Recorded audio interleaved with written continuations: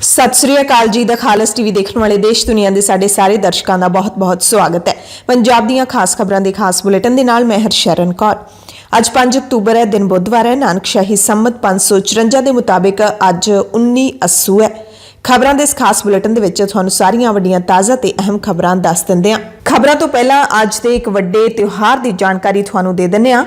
ਅੱਜ ਦੇ ਦਿਨ ਖਾਸ ਕਰਕੇ ਹਿੰਦੂ ਭਾਈਚਾਰੇ ਦੇ ਵੱਲੋਂ ਬਦੀ ਉੱਤੇ ਨੇਕੀ ਦੀ ਜਿੱਤ ਦਾ ਪ੍ਰਤੀਕ ਦੁਸ਼ਹਿਰਾ ਮਨਾਇਆ ਜਾਂਦਾ ਹੈ। ਭਾਰਤ ਦੇ ਵਿੱਚ ਮਨਾਏ ਜਾਂਦੇ ਵੱਖ-ਵੱਖ ਮੇਲਿਆਂ ਤੇ ਤਿਉਹਾਰਾਂ ਦੇ ਵਿੱਚੋਂ ਦੁਸ਼ਹਿਰੇ ਦੀ ਆਪਣੀ ਵੱਖਰੀ ਮਾਨਤਾ ਤੇ ਮਹੱਤਤਾ ਹੈ ਤੇ ਦੇਸ਼ ਦੀਆਂ ਤਕਰੀਬਨ ਸਾਰੀਆਂ ਥਾਵਾਂ ਤੇ ਦੁਸ਼ਹਿਰੇ ਨੂੰ ਬੜੇ ਜੋਸ਼ ਤੇ ਖੁਸ਼ੀ ਦੇ ਨਾਲ ਮਨਾਇਆ ਜਾਂਦਾ ਹੈ। ਹਾਲਾਂਕਿ ਮਹਿੰਗਾਈ ਦੀ ਮਾਰ ਹੈ ਜਿਹੜੀ ਉਹ ਦੁਸ਼ਹਿਰੇ ਮੌਕੇ ਸਾੜੇ ਜਾਣ ਵਾਲੇ ਰਾਵਣ ਦੇ ਬੁੱਤ ਬਣਾਉਣ ਵਾਲੇ ਕਾਮਿਆਂ ਤੇ ਜ਼ਰੂਰ ਪਈ ਹੈ, ਕਿਉਂਕਿ ਸਾਰੀਆਂ ਚੀਜ਼ਾਂ ਮਹਿੰਗੀਆਂ ਹੋ ਗਈਆਂ ਨੇ। GST ਕਈ ਚੀਜ਼ਾਂ ਤੇ ਲੱਗ ਗਿਆ ਤੇ ਐਤਕੀ ਮੰਨਿਆ ਜਾ ਰਿਹਾ ਹੈ ਕਿ ਰਾਵਣ ਦੇ ਵੱਡੇ ਪੁਤਲੇ ਨਹੀਂ ਬਲਕਿ ਪੁਤਲੀਆਂ ਹੀ ਸਾੜੀਆਂ ਜਾਣਗੀਆਂ। ਹਿੰਦੂ ਧਰਮ ਦਾ ਤਿਉਹਾਰ ਹੋਣ ਦੇ ਨਾਲ-ਨਾਲ ਇਹ ਤਿਉਹਾਰ ਸਾਰੇ ਧਰਮਾਂ, ਸਮਾਜ ਤੇ ਭਾਈਚਾਰਿਆਂ ਦੇ ਨਾਲ ਵੀ ਸਰੋਕਾਰ ਰੱਖਦਾ ਹੈ, ਕਿਉਂਕਿ ਇਸ ਨੂੰ ਜਿੱਤ ਦੇ ਜਸ਼ਨ ਦੇ ਰੂਪ ਚ ਮਨਾਇਆ ਜਾਂਦਾ ਹੈ। ਇਹਦੇ ਵਿੱਚ ਸੱਚ ਅਤੇ ਝੂਠ ਜਾਂ ਕਹਿ ਸਕਦੇ ਹਾਂ ਕਿ ਬਦੀ ਤੇ ਨੇਕੀ ਦੀ ਗੱਲ ਕੀਤੀ ਗਈ ਹੈ ਅਤੇ ਸੱਚ ਅਤੇ ਨੇਕੀ ਨੂੰ ਹਮੇਸ਼ਾ ਜਿਤਾਉਂਦਾ ਦੱਸਿਆ ਗਿਆ, ਕਿਉਂਕਿ ਧਰਮ ਭਾਵੇਂ ਕੋਈ ਵੀ ਹੋਵੇ ਉਸ ਦਾ ਮੂਲ ਮਨੋਰਥ ਲੋਕਾਂ ਨੂੰ ਸਹੀ ਗਲਤ, ਸੱਚ ਝੂਠ, ਨੈਤਿਕ ਅਨੈਤਿਕ ਦਾ ਪਾਠ ਪੜਾਉਣਾ ਹੁੰਦਾ ਹੈ ਤੇ ਇਹ ਤਿਉਹਾਰ ਹਰ ਸਾਲ ਦੀਵਾਲੀ ਤੋਂ ਲਗਭਗ 20 ਦਿਨ ਪਹਿਲਾਂ ਮਨਾਇਆ ਜਾਂਦਾ ਹੈ। ਇਸ ਨੂੰ ਵਿਜੇ ਦਸ਼ਮੀ ਵੀ ਕਿਹਾ ਜਾਂਦਾ ਹੈ। ਹਾਲਾਂਕਿ ਵੱਡੀ ਪੱਧਰ ਤੇ ਰਾਵਣ ਦੇ ਪੁਤਲਿਆਂ ਨੂੰ ਸਾੜਿਆ ਜਾਂਦਾ ਹੈ, ਪਰ ਕਈ ਥਾਵਾਂ ਅਜਿਹੀਆਂ ਵੀ ਨੇ ਜਿੱਥੇ ਰਾਵਣ ਦੀ ਪੂਜਾ ਵੀ ਕੀਤੀ ਜਾਂਦੀ ਹੈ, ਕਿਉਂਕਿ ਰਾਵਣ ਕਾਫੀ ਗਿਆਨਵਾਨ ਸੀ ਤੇ ਉਸ ਨੂੰ ਵਿਦਵਾਨ ਵੀ ਕਿਹਾ ਗਿਆ। ਸਭ ਤੋਂ ਪਹਿਲਾਂ ਉੱਤਰਾਖੰਡ ਦੇ ਵਿੱਚ ਵਾਪਰੀ ਵੱਡੀ ਤਰਾਸਦੀ ਦੀ ਜਾਣਕਾਰੀ ਤੁਹਾਨੂੰ ਦੇ ਦਿੰਨੇ ਹਾਂ, ਅਪਡੇਟ ਦੇ ਦਿੰਨੇ ਹਾਂ। ਉੱਤਰਾਖੰਡ ਦੇ ਉੱਤਰਕਾਸ਼ੀ ਜ਼ਿਲ੍ਹੇ ਦੇ ਵਿੱਚ ਕੱਲ ਦ੍ਰੋਪਦੀ ਕਾ ਡੰਡਾ 2 ਚੋਟੀ ਤੋਂ ਡਿੱਗੇ ਬਰਫ਼ ਦੇ ਤੋਦਿਆਂ ਵਿੱਚ ਫਸਣ ਕਰਕੇ 41 ਮੈਂਬਰੀ ਟੀਮ ਦੇ 10 ਸਿੱਖਿਆਰਥੀ ਪਰਬਤ ਅਰੋਹੀਆਂ ਦੀ ਮੌਤ ਹੋ ਗਈ ਹੈ, ਜਦਕਿ ਆਫਤ ਪ੍ਰਬੰਧਨ ਦੀ ਟੀਮ ਨੇ 8 ਜਣਿਆਂ ਨੂੰ ਤੋਦਿਆਂ ਹੇਠੋਂ ਸੁਰੱਖਿਅਤ ਬਾਹਰ ਕੱਢ ਲਿਆ। ਮਾਰੇ ਗਏ 10 ਪਰਬਤ ਅਰੋਹੀਆਂ ਦੇ ਵਿੱਚੋਂ 4 ਦੀਆਂ ਲਾਸ਼ਾਂ ਵੀ ਬਰਾਮਦ ਕਰ ਲਈਆਂ ਗਈਆਂ ਨੇ। ਟੀਮ ਦੇ ਹੋਰਨਾਂ ਮੈਂਬਰਾਂ ਦੀ ਭਾਲ ਲਗਾਤਾਰ ਜਾਰੀ ਹੈ। ਬਰਫ਼ ਦੇ ਤੋਦੇ ਕੱਲ ਸਵੇਰੇ 8:45 ਵਜੇ ਦੇ ਕਰੀਬ ਡਿੱਗੇ। ਮੁੱਖ ਮੰਤਰੀ ਪੁਸ਼ਕਰ ਸਿੰਘ ਧਾਮੀ ਨੇ ਰੱਖਿਆ ਮੰਤਰੀ ਰਾਜਨਾਥ ਸਿੰਘ ਨੂੰ ਫੋਨ ਕਰਕੇ ਰਾਹਤ ਕਾਰਜਾਂ ਦੇ ਵਿੱਚ ਫੌਜ ਦੀ ਮਦਦ ਮੰਗੀ। ਦਰਅਸਲ ਇਸ ਕੁਦਰਤੀ ਕਹਿਰ ਦੇ ਵਿੱਚ ਮਾਰੇ ਜਾਣ ਵਾਲੇ 10 ਦੇ 10 ਪਰਬਤ ਆਰੋਹੀ ਟ੍ਰੇਨੀ ਪਰਬਤ ਆਰੋਹੀ ਸਨ, ਜਿਹੜੇ ਨਹਿਰੂ ਇੰਸਟੀਚਿਊਟ ਆਫ ਮਾਊਂਟੇਨਰਿੰਗ ਦੇ ਨਾਲ ਸੰਬੰਧਿਤ ਸਨ। NIM ਦੇ ਪ੍ਰਿੰਸੀਪਲ ਕਰਨਲ ਅਮਿਤ ਬਿਸ਼ਟ ਨੇ ਕਿਹਾ ਕਿ ਉਹਨਾਂ ਦੀ ਸੰਸਥਾ ਦੇ 34 ਸਿੱਖਿਆਰਥੀ ਪਰਬਤ ਅਰੋਹੀਆਂ ਤੇ 7 ਇੰਸਟ੍ਰਕਟਰਾਂ ਦੀ ਟੀਮ ਵਾਪਸ ਮੁੜਦਿਆਂ ਦ੍ਰੋਪਦੀ ਕਾ ਡੰਡਾ ਚੋਟੀ ਤੋਂ ਡਿੱਗੇ ਬਰਫ਼ ਦੇ ਤੋਦਿਆਂ ਦੇ ਵਿੱਚ ਫਸ ਗਈ। ਮੁੱਖ ਮੰਤਰੀ ਪੁਸ਼ਕਰ ਸਿੰਘ ਧਾਮੀ ਨੇ ਟਵੀਟ ਕਰਕੇ ਫਿਰ ਦੱਸਿਆ ਕਿ ਕੌਮੀ ਆਫਤ ਰਿਸਪਾਂਸ ਫੋਰਸ, ਸੂਬਾਈ ਆਫਤ response force, Indo Tibetan border police ਤੇ NIM ਤੋਂ ਪਰਬਤ ਅਰੋਹੀਆਂ ਦੀ ਟੀਮ ਨੇ ਰਾਹਤ ਕਾਰਜ ਵਿੱਢ ਦਿੱਤੇ ਨੇ। 10 ਸਿੱਖਿਆਰਥੀਆਂ ਦੇ ਮਾਰੇ ਜਾਣ ਤੋਂ ਬਾਅਦ ਬੇਹੱਦ ਗਮਗੀਨ ਮਾਹੌਲ ਉੱਤਰਾਖੰਡ ਦੇ ਵਿੱਚ ਬਣਿਆ ਹੋਇਆ ਹੈ ਅਤੇ ਨਾਲ ਹੀ INM ਇੰਸਟੀਚਿਊਟ ਦੇ ਵਿੱਚ ਵੀ ਉਸੇ ਤਰ੍ਹਾਂ ਦਾ ਸੋਗ ਦਾ ਮਾਹੌਲ ਹੈ। ਉੱਤਰਾਖੰਡ ਦੇ ਮੁੱਖ ਮੰਤਰੀ ਪੁਸ਼ਕਰ ਸਿੰਘ ਧਾਮੀ ਸਮੇਤ ਕਾਂਗਰਸੀ ਲੀਡਰ ਰਾਹੁਲ ਗਾਂਧੀ ਨੇ ਟਵੀਟ ਕਰਕੇ ਪਰਿਵਾਰਾਂ ਦੇ ਨਾਲ ਦੁੱਖ ਸਾਂਝਾ ਕੀਤਾ ਹੈ ਅਤੇ ਜਿਹੜੇ ਬਾਕੀ ਬਚੇ ਜ਼ਖਮੀ ਨੇ ਉਹਨਾਂ ਦੀ ਛੇਤੀ ਵਾਪਸੀ ਦੀ ਉਮੀਦ ਕੀਤੀ ਹੈ। ਅਸੀਂ ਵੀ ਅਰਦਾਸ ਕਰਦੇ ਹਾਂ ਕਿ ਜਿਹੜੇ ਬਾਕੀ ਬਚੇ ਹੋਏ ਉੱਥੇ ਬਰਫ਼ ਦੇ ਤੋਦਿਆਂ ਦੇ ਵਿੱਚ ਫਸੇ ਹੋਏ ਪਰਬਤ ਆਰੋਹੀ ਨੇ ਤੇ ਇੰਸਟ੍ਰਕਟਰ ਨੇ ਉਹ ਸਹੀ ਸਲਾਮਤ ਘਰਾਂ ਨੂੰ ਵਾਪਸ ਮੁੜ ਆਉਣ। ਪੰਜਾਬ ਦੀ ਸਿਆਸਤ ਅਤੇ ਘੁਟਾਲਿਆਂ ਦੇ ਨਾਲ ਜੁੜੀ ਇੱਕ ਵੱਡੀ ਖਬਰ ਹੈ ਕਿ ਪੰਜਾਬ ਵਿਜੀਲੈਂਸ ਬਿਊਰੋ ਨੇ ਸੂਬਾ ਕਾਂਗਰਸ ਦੇ ਸਕੱਤਰ ਤੇ ਸਾਬਕਾ ਮੁੱਖ ਮੰਤਰੀ ਕੈਪਟਨ ਅਮਰਿੰਦਰ ਸਿੰਘ ਦੇ ਸਾਬਕਾ ਸਿਆਸੀ ਸਲਾਹਕਾਰ ਰਹੇ ਕੈਪਟਨ ਸੰਦੀਪ ਸੰਧੂ ਨੂੰ ਭ੍ਰਿਸ਼ਟਾਚਾਰ ਦੇ ਇੱਕ ਮਾਮਲੇ ਵਿੱਚ ਨਾਮਜ਼ਦ ਕੀਤਾ ਹੈ। ਸੰਦੀਪ ਸੰਧੂ ਦੀ ਵਿਧਾਨ ਸਭਾ ਹਲਕਾ ਦਾਖਾ ਦੇ ਪਿੰਡਾਂ ਦੇ ਵਿੱਚ ਲਾਈਟਾਂ ਲਾਉਣ ਦੇ ਮਾਮਲੇ 'ਚ ਹੋਏ ਘੁਟਾਲੇ ਦੇ ਵਿੱਚ ਕਥਿਤ ਸ਼ਮੂਲੀਅਤ ਸਾਹਮਣੇ ਆਈ ਹੈ। ਵਿਜੀਲੈਂਸ ਨੇ 27 ਸਤੰਬਰ ਨੂੰ ਦਰਜ ਕੀਤੇ ਮਾਮਲੇ ਦੇ ਵਿੱਚ ਹੁਣ ਤੱਕ 6 ਜਣਿਆਂ ਨੂੰ ਨਾਮਜ਼ਦ ਕਰਕੇ 4 ਨੂੰ ਗ੍ਰਿਫਤਾਰ ਕਰ ਵੀ ਲਿਆ। ਹਰਪ੍ਰੀਤ ਸਿੰਘ ਤੇ ਕੈਪਟਨ ਸੰਦੀਪ ਸਿੰਘ ਸੰਧੂ ਨੂੰ ਹਾਲ ਦੀ ਘੜੀ ਗ੍ਰਿਫਤਾਰ ਨਹੀਂ ਕੀਤਾ ਗਿਆ। ਵਿਜੀਲੈਂਸ ਬਿਊਰੋ ਦੇ ਵੱਲੋਂ ਕਾਂਗਰਸ ਦੇ 2 ਸਾਬਕਾ ਮੰਤਰੀਆਂ ਸਾਧੂ ਸਿੰਘ ਧਰਮਸੋਤ ਤੇ ਭਾਰਤ ਭੂਸ਼ਣ ਤੋਂ ਬਾਅਦ ਕੀਤੀ ਗਈ ਇਹ ਵੱਡੀ ਕਾਰਵਾਈ ਹੈ। ਕੈਪਟਨ ਸੰਦੀਪ ਸੰਧੂ ਕਾਂਗਰਸ ਦਾ ਅਹਿਮ ਲੀਡਰ ਹੈ ਤੇ ਪਿਛਲੇ ਕਈ ਸਾਲਾਂ ਤੋਂ ਕਾਂਗਰਸ ਦੇ ਪ੍ਰਦੇਸ਼ ਦਫ਼ਤਰ ਦਾ ਇੰਚਾਰਜ ਵੀ ਹੈ। ਸੰਧੂ ਕੈਪਟਨ ਅਮਰਿੰਦਰ ਸਿੰਘ ਦੇ ਕਰੀਬੀਆਂ ਦੇ ਵਿੱਚੋਂ ਇੱਕ ਸਨ। ਇਸੇ ਕਰਕੇ ਕਾਂਗਰਸ ਦੀ ਸਰਕਾਰ 'ਚ ਆਉਂਦਿਆਂ ਹੀ ਉਹਨਾਂ ਦੀ ਸਿਆਸੀ ਸਕੱਤਰ ਦੇ ਵਜੋਂ ਨਿਯੁਕਤੀ ਕਰਕੇ ਮੁੱਖ ਮੰਤਰੀ ਦਫ਼ਤਰ ਦੇ ਵਿੱਚ ਹੀ ਕੰਮ ਅਲਾਟ ਕੀਤਾ ਗਿਆ। ਇੱਥੋਂ ਤੱਕ ਕਿ ਸੰਧੂ ਨੂੰ ਦਾਖਾ ਹਲਕੇ ਦੀ ਜ਼ਿਮਨੀ ਚੋਣ ਵੀ ਲੜਾਈ ਗਈ ਸੀ ਤੇ ਕੈਪਟਨ ਅਮਰਿੰਦਰ ਸਿੰਘ ਨੇ ਚੋਣ ਪ੍ਰਚਾਰ ਦੀ ਕਮਾਨ ਵੀ ਖੁਦ ਸੰਭੀ ਸੀ। ਵਿਜੀਲੈਂਸ ਦਾ ਦਾਅਵਾ ਹੈ ਕਿ ਗ੍ਰਿਫਤਾਰ BDPO ਸਤਵਿੰਦਰ ਸਿੰਘ ਕੰਗ ਨੇ ਖੁਲਾਸਾ ਕੀਤਾ ਕਿ ਸਿੱਧਵਾਂ ਬੇਟ ਇਲਾਕੇ ਦੇ ਪਿੰਡਾਂ ਦੀਆਂ ਗਲੀਆਂ ਵਿੱਚ ਲਾਈਟਾਂ ਲਾਉਣ ਨਾਲ ਸੰਬੰਧਿਤ ਠੇਕੇਦਾਰ ਤੇ ਹੋਰਨਾਂ ਵਿਅਕਤੀਆਂ ਦੇ ਨਾਲ ਸੰਦੀਪ ਸੰਧੂ ਵੱਲੋਂ ਹੀ ਮੁਲਾਕਾਤ ਕਰਵਾਈ ਗਈ ਸੀ। ਵਿਜੀਲੈਂਸ ਅਧਿਕਾਰੀਆਂ ਮੁਤਾਬਿਕ ਮਾਮਲੇ ਦੀ ਤਫਤੀਸ਼ ਚੱਲ ਰਹੀ ਹੈ, ਹੋਰ ਤੱਥ ਵੀ ਸਾਹਮਣੇ ਆਉਣਗੇ। ਵਿਜੀਲੈਂਸ ਦੇ ਅਧਿਕਾਰੀਆਂ ਮੁਤਾਬਿਕ ਇਸ ਮਾਮਲੇ ਦੀ ਤਫਤੀਸ਼ ਚੱਲ ਰਹੀ ਹੈ ਤੇ ਤਫਤੀਸ਼ ਦੌਰਾਨ ਹੀ ਇਹ ਤੱਥ ਸਾਹਮਣੇ ਆਏ ਨੇ ਕਿ ਦਾਖਾ ਹਲਕੇ ਦੀ ਜ਼ਿਮਨੀ ਚੋਣ ਤੇ ਉਸ ਤੋਂ ਬਾਅਦ 2022 ਦੀਆਂ ਆਮ ਚੋਣਾਂ ਤੱਕ ਦਾਖਾ ਹਲਕੇ ਦੇ ਵਿੱਚ ਕਰੋੜਾਂ ਰੁਪਈਆਂ ਦੀਆਂ ਗ੍ਰਾਂਟਾਂ ਦੀ ਵੰਡ ਕੀਤੀ ਗਈ। ਜ਼ਿਆਦਾਤਰ ਗ੍ਰਾਂਟਾਂ ਵਿੱਚ ਵੱਡੇ ਘਪਲੇ ਦੇ ਤੱਥ ਸਾਹਮਣੇ ਆਏ ਨੇ। ਵਿਜੀਲੈਂਸ ਵੱਲੋਂ ਇਸ ਹਲਕੇ ਦੇ ਵਿੱਚ ਵੰਡੀਆਂ ਗਈਆਂ ਖੇਡ ਕਿੱਟਾਂ ਦੇ ਮਾਮਲੇ ਦੀ ਵੱਖਰੀ ਜਾਂਚ ਕੀਤੀ ਜਾ ਰਹੀ ਹੈ। ਇਸ ਮਾਮਲੇ ਵਿੱਚ ਵੀ ਮੁੱਢਲੇ ਤੌਰ ਤੇ ਵੱਡਾ ਘੁਟਾਲਾ ਹੋਣ ਦੇ ਤੱਥ ਵਿਜੀਲੈਂਸ ਦੇ ਹੱਥ ਲੱਗੇ ਨੇ। ਇਸੇ ਤਰ੍ਹਾਂ ਖੁਰਾਕ ਤੇ ਸਿਵਲ ਸਪਲਾਈ ਵਿਭਾਗ ਵਿੱਚ ਕਾਂਗਰਸ ਦੇ ਰਾਜ ਦੌਰਾਨ ਹੋਏ ਘੁਟਾਲੇ ਦੇ ਮਾਮਲੇ ਵਿੱਚ ਜਿਨ੍ਹਾਂ ਕਾਂਗਰਸੀ ਲੀਡਰਾਂ ਦੀ ਸ਼ਮੂਲੀਅਤ ਦੀ ਜਾਂਚ ਕੀਤੀ ਜਾ ਰਹੀ ਹੈ, ਉਹਨਾਂ ਦੇ ਵਿੱਚ ਵੀ ਸੰਦੀਪ ਸੰਧੂ ਦਾ ਨਾਮ ਬੋਲਦਾ ਹੈ। ਸਿਆਸੀ ਪਾਰਟੀਆਂ ਦੇ ਵੱਲੋਂ ਦਿੱਤੀਆਂ ਜਾਣ ਵਾਲੀਆਂ ਮੁਫਤ ਸੌਗਾਤਾਂ ਦੇ ਨਾਲ ਜੁੜੀ ਹੋਈ ਖਬਰ ਹੈ। ਦਰਅਸਲ ਸੁਪਰੀਮ ਕੋਰਟ ਦੇ ਵਿੱਚ ਵੀ ਇਸ ਮੁੱਦੇ ਤੇ ਬਹਿਸ ਚੱਲ ਰਹੀ ਹੈ। ਇਸ ਦੇ ਦਰਮਿਆਨ ਚੋਣ ਕਮਿਸ਼ਨ ਨੇ ਆਦਰਸ਼ ਜ਼ਾਬਤੇ ਵਿੱਚ ਸੋਧ ਦੀ ਤਜਵੀਜ਼ ਰੱਖ ਦਿੱਤੀ ਹੈ। ਚੋਣ ਕਮਿਸ਼ਨ ਨੇ ਸਾਰੀਆਂ ਸਿਆਸੀ ਪਾਰਟੀਆਂ ਨੂੰ ਚਿੱਠੀਆਂ ਲਿਖ ਕੇ ਕਿਹਾ ਹੈ ਕਿ ਉਹ ਆਪਣੇ ਚੋਣ ਵਾਅਦਿਆਂ ਦੀ ਵਿੱਤੀ ਵਿਹਾਰਕਤਾ ਦਾ ਮੁਲਾਂਕਣ ਕਰਕੇ ਵੋਟਰਾਂ ਨੂੰ ਇਸ ਬਾਰੇ ਸਹੀ ਜਾਣਕਾਰੀ ਮੁਹੱਈਆ ਕਰਵਾਉਣ ਤੇ ਨਾਲ ਹੀ ਉਹਨਾਂ ਦੇ ਇਸ ਬਾਰੇ ਵਿਚਾਰ ਵੀ ਜਾਣਨ। ਚੋਣ ਕਮਿਸ਼ਨ ਨੇ ਸਿਆਸੀ ਪਾਰਟੀਆਂ ਦੇ ਮੈਨੀਫੈਸਟੋ ਨੂੰ ਵੱਧ ਵਿਹਾਰਕ ਤੇ ਜਵਾਬਦੇਹ ਬਣਾਉਣ ਦੇ ਲਈ ਇਹ ਕਦਮ ਚੁੱਕਣ ਦੀ ਤਜਵੀਜ਼ ਰੱਖੀ ਹੈ ਤੇ ਇਹ ਭਾਰਤ ਦੇ ਵਿੱਚ ਸ਼ਾਇਦ ਪਹਿਲੀ ਵਾਰੀ ਹੋ ਰਿਹਾ ਹੈ। ਸਾਰੀਆਂ ਮਾਨਤਾ ਪ੍ਰਾਪਤ ਸਿਆਸੀ ਤੇ ਸੂਬਾਈ ਪਾਰਟੀਆਂ ਨੂੰ ਚਿੱਠੀ ਲਿਖ ਕੇ ਚੋਣ ਕਮਿਸ਼ਨ ਨੇ 19 ਅਕਤੂਬਰ ਤੱਕ ਉਹਨਾਂ ਨੂੰ ਇਸ ਤਜਵੀਜ਼ ਬਾਰੇ ਆਪਣੇ ਵਿਚਾਰ ਦੱਸਣ ਲਈ ਵੀ ਕਿਹਾ। ਚਿੱਠੀ ਦੇ ਵਿੱਚ ਚੋਣ ਕਮਿਸ਼ਨ ਨੇ ਕਿਹਾ ਕਿ ਸਿਆਸੀ ਧਿਰਾਂ ਦੇ ਵੱਲੋਂ ਪੂਰਾ ਖੁਲਾਸਾ ਨਾ ਕੀਤੇ ਜਾਣ ਦਾ ਮਾੜਾ ਅਸਰ ਪੈਂਦਾ ਹੈ, ਕਿਉਂਕਿ ਚੋਣਾਂ ਕਈ ਗੇੜਾਂ ਦੇ ਵਿੱਚ ਲਗਾਤਾਰ ਹੁੰਦੀਆਂ ਨੇ। ਇਸ ਤਰ੍ਹਾਂ ਸਿਆਸੀ ਧਿਰਾਂ ਦੇ ਵਿਚਾਲੇ ਮੁਫਤ ਚੋਣ ਸੌਗਾਤਾਂ ਦੇ ਲਈ ਮੁਕਾਬਲੇਬਾਜ਼ੀ ਹੁੰਦੀ ਰਹਿੰਦੀ ਹੈ, ਜਦਕਿ ਇਹਨਾਂ ਦੇ ਵਿੱਤੀ ਅਸਰਾਂ ਤੇ ਖਰਚ ਦੇ ਸਰੋਤਾਂ ਬਾਰੇ ਲੋਕਾਂ ਨੂੰ ਕੋਈ ਜਾਣਕਾਰੀ ਨਹੀਂ ਦਿੱਤੀ ਜਾਂਦੀ। ਯਾਨੀ ਕਿ ਮੰਨ ਲਓ ਜੇ ਕਿਸੇ ਵੀ ਪਾਰਟੀ ਨੇ ਮੁਫਤ ਬਿਜਲੀ ਦਾ ਐਲਾਨ ਕੀਤਾ ਹੈ ਤਾਂ ਉਹ ਨਹੀਂ ਦੱਸਿਆ ਜਾਂਦਾ ਲੋਕਾਂ ਨੂੰ ਕਿ ਮੁਫਤ ਬਿਜਲੀ ਦੇ ਲਈ ਜਿਹੜੇ ਸਾਧਨ ਨੇ ਉਹ ਕਿੱਥੋਂ ਜੁਟਾਓਗੇ, ਪੈਸਾ ਤੁਸੀਂ ਕਿੱਥੋਂ ਲੈ ਕੇ ਆਓਗੇ। ਮੁਫਤ ਬਿਜਲੀ ਦਾ ਮਤਲਬ ਤਾਂ ਇਹੀ ਹੁੰਦਾ ਨਾ ਕਿ ਲੋਕਾਂ ਨੂੰ ਬਿਜਲੀ ਦੇ ਬਿੱਲ ਜ਼ੀਰੋ ਆਉਣਗੇ, ਪਰ ਜਿਹੜੇ ਉਹਨਾਂ ਦੇ ਬਿਜਲੀ ਦੇ ਬਿੱਲ ਨੇ ਉਹ ਸਰਕਾਰ ਨੂੰ ਦਿੱਤੇ ਜਾਣਗੇ। ਉਹ ਸਰਕਾਰ ਬਿਜਲੀ ਦੇ ਬਿੱਲ ਹੈ ਜਿਹੜੇ ਉਹ ਪਾਵਰਕਾਮ ਨੂੰ ਜਾਂ ਫਿਰ ਜਿਹੜਾ ਵੀ ਬਿਜਲੀ ਕੰਪਨੀ ਹੈ ਸੂਬੇ ਦੀ ਉਸ ਨੂੰ ਅਦਾ ਕੀਤੇ ਜਾਣਗੇ। ਇਹ ਨਹੀਂ ਕਿ ਮਹਿਕਮੇ ਤੋਂ ਹੀ ਫ੍ਰੀ ਬਿਜਲੀ ਲਈ ਜਾਊਗੀ, ਬਲਕਿ ਸਰਕਾਰ ਤੁਹਾਡੇ ਬਿੱਲ ਭਰੇਗੀ।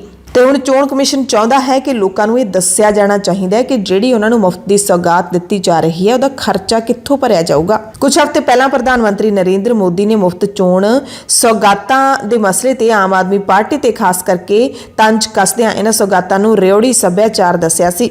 ਇਸ ਤੋਂ ਬਾਅਦ ਬੀਜੇਪੀ ਤੇ ਸਿਆਸੀ ਪਾਰਟੀਆਂ ਦੇ ਵਿਚਾਲੇ ਲਗਾਤਾਰ ਇਸ ਮਸਲੇ ਤੇ ਸ਼ਬਦੀ ਤਕਰਾਰ ਵੀ ਸ਼ੁਰੂ ਹੋਇਆ ਤੇ ਇਹ ਮੁੱਦਾ ਸੁਪਰੀਮ ਕੋਰਟ ਦੇ ਵਿੱਚ ਵੀ ਸੁਣਵਾਈ ਅਧੀਨ ਹੈ। ਤੇ ਹੁਣ ਚੋਣ ਕਮਿਸ਼ਨ ਨੇ ਆਦਰਸ਼ ਚੋਣ ਜ਼ਾਬਤੇ ਦੇ ਵਿੱਚ ਸੋਧ ਦੀ ਤਜਵੀਜ਼ ਰੱਖ ਕੇ ਮਾਡਲ ਕੋਡ ਆਫ ਕੰਡਕਟ ਦੇ 8ਵੇਂ ਹਿੱਸੇ ਦੇ ਵਿੱਚ ਇੱਕ ਪਰਫਾਰਮਾ ਜੋੜਨ ਦੀ ਗੱਲ ਕੀਤੀ ਹੈ। ਇਸ ਤਹਿਤ ਪਾਰਟੀਆਂ ਦੇ ਲਈ ਲਾਜ਼ਮੀ ਹੋਏਗਾ ਕਿ ਉਹ ਵਾਅਦਿਆਂ ਦੀ ਪੂਰਤੀ ਲਈ ਵਿੱਤੀ ਸੰਭਾਵਨਾਵਾਂ ਬਾਰੇ ਵੋਟਰਾਂ ਨੂੰ ਦੱਸਣ।